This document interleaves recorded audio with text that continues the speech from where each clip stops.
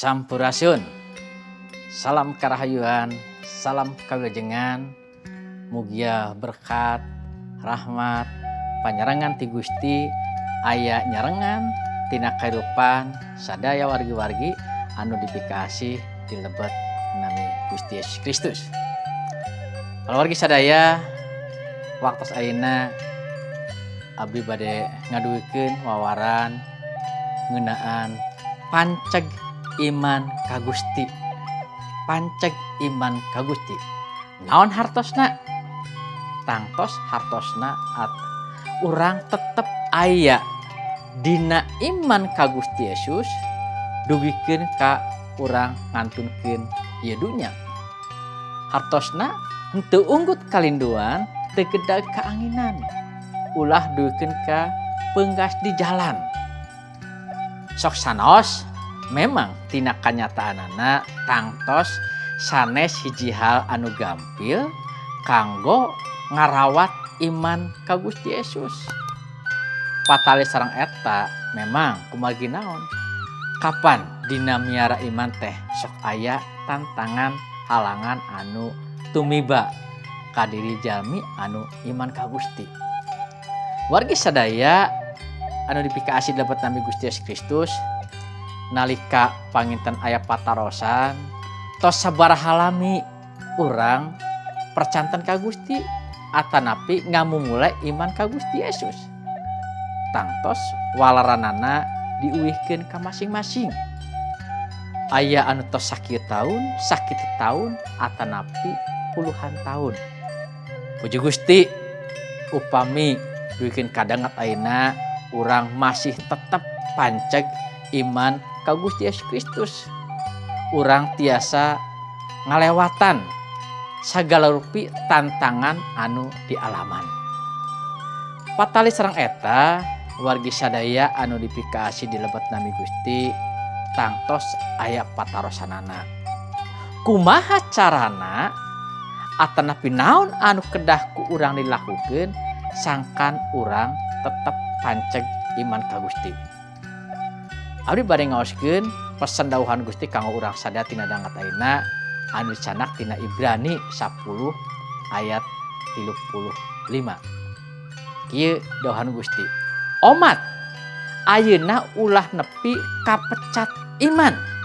Sing percaya gede ganjaran nana. Wargi sadaya panceg iman ka Gusti teh mangrupikeun naon?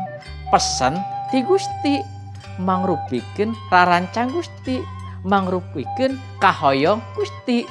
Kumargi kitu kawajiban urang tangtos kanggo praktekeun dina hirup urang. Uwi deui kana patarosan tadi upami kitu kumaha carana? Naon anu kedah dilarakeun ku urang sangkan urang aya dina posisi panceg iman ka Gusti.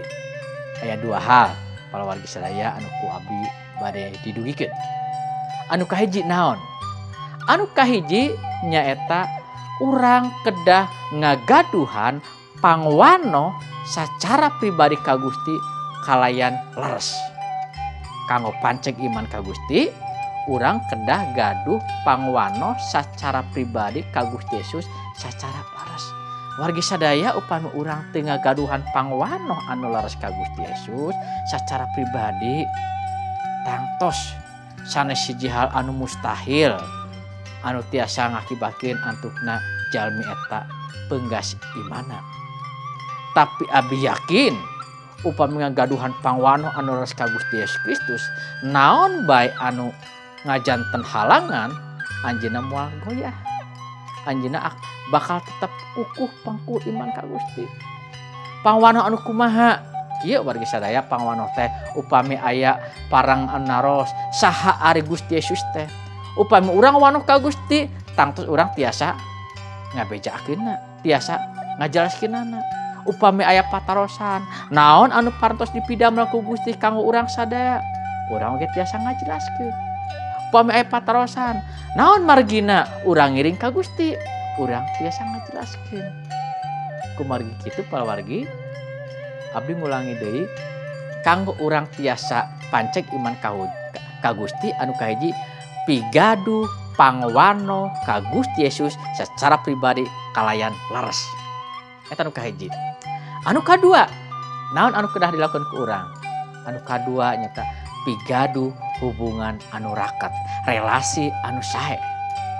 Patrosanana relasi sareng saha? Kahiji pigaduh relasi anu caket sareng Gusti. Urang teu ngagaduhan kakiatan naon upami urang ngandel kakuatan diri. Tapi nalika urang ngandelkeun ka Gusti, abdi yakin kakuatan Gusti nyarengan ka urang. Kumargi eta pigaduh relasi anu sae sareng Gusti. Ngalangkungan naon? Doa. Ngalangkungan naon? Pujian. Ngalangkungan naon? Penyembahan. Eta ngabutoskeun urang relasi urang caket sareng Gusti. Maknya aya umat Gusti teu ngadoa, kan teu kitu. Terus relasi mana deui? Relasi naon deui? Relasi anu kadua anu kedah dijaga pigaduh relasi anu raket sareng pangandika Gusti. Dawuhan Gusti diaos, dilenyepan dipraktekeun. Panginten upami aya patarosan sabaraha kali sadinten tina ngaos dawuhan Gusti, atanapi tina waktos saminggu sabaraha kali, upami nyebatkeun sakali bari jeung eta ge waktos ibadah. Tangtos sanes eta walaranana. Anu sebatkeun rumaket gaduh relasi sareng dawuhan Gusti teh saban waktos dawuhan Gusti dibaca. Kumargi ngalangkungan dawuhan Gusti urang tiasa terang kana rarancang Gusti. Ngalangkungan dawuhan Gusti urang terang kana karya Gusti. Ngalangkungan dawuhan Gusti urang tiasa terang kana naon anu ku Gusti dipidamel tina kehidupan urang sadaya. Kelas relasi naon deui? Anu katiluna wangun relasi sareng sasama umat Gusti. Hartosna urang teh henteu hirup nyalira. Urang tiasa silih geuingeun, urang tiasa silih emutkeun, urang tiasa silih kiatkeun jeung saha sareng papada urang. Nalika urang gaduh momotan, nalika urang gaduh pergumulan, urang wakca, urang balaka, nu antukna urang tiasa silih kuatkeun. Tah tilu hal ieu tina relasi hayu dibangun.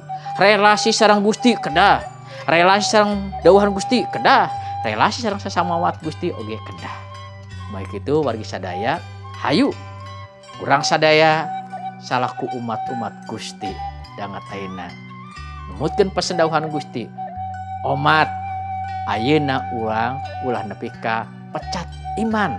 Sing percaya gede ganjaranana, ganjaran naon? Hidup langgeng di sawarga. Tapi syaratna naon? Hiji, pigaduh pangwarno secara pribadi sareng Gusti kalian bener. Kedua, pigaduh relasi anu sae sareng Gusti, sareng dawuhan Gusti, sareng sasami jamaat Gusti. Gusti ngaberkahan. Hayu urang tumungkul tina doa.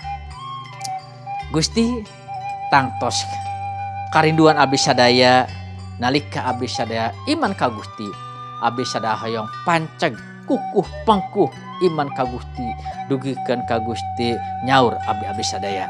Kumargi eta Gusti nuhunkeun mugi Gusti nyarengan ka abdi-abdi sadaya. Pasihan abdi sadaya masing-masing ngagaduhan pangwano sacara pribadi ka Gusti. Pasihan kanggo abdi-abdi sadaya nyaeta ngagaduhan relasi anu rumaket sareng Gusti, sareng dawuhan Gusti, sareng sasami putra Gusti. Hatur nuhun Gusti, hatur nuhun mung dilebet nami Gusti Yesus Kristus abdi nyakeun panada sareng ucapan syukuri. Haleluya. Amin. Gusti ngaberkahan urang sadaya. Haleluya.